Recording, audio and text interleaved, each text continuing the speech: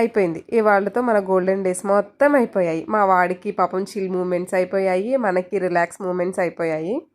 Last వీడియోలో చెప్పాను కదా, నాతో పాటు ఇంకో పర్సన్ యాడ్ అవుతారని చెప్పేసి. మా చిన్నక్క కూడా నాతో పాటు నెక్స్ట్ డే వచ్చేసారు, మా పెద్దక్కని పిల్లల్ని చూద్దామని చెప్పి.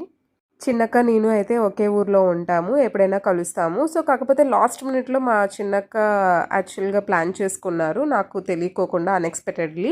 కాకపోతే రిటర్న్ మాత్రం ఇద్దరం ఒకే ట్రైన్కి అయితే ప్లాన్ చేసుకున్నాం. ఫస్ట్ అయితే ట్రైన్ ఎక్కగానే నాన్ స్టాప్గా తిండిగోల స్టార్ట్ అయిపోయింది మాది.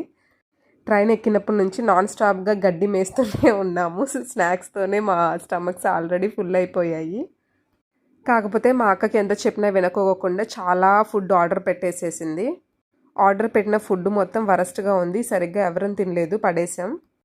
ఇంటికి రీచ్ అవ్వడానికి 2 o'clock పట్టేసింది. సో ఆ టైంలో ఇంకా అక్క వాళ్ళ ఇంటికి వెళ్ళడానికి లాంగ్ డిస్టెన్స్, అందుకనే మా ఇంటికి వచ్చేసారు. నైట్ పడుకొని మార్నింగ్ అక్క వాళ్ళ ఇంటికి వెళ్ళిపోయారు.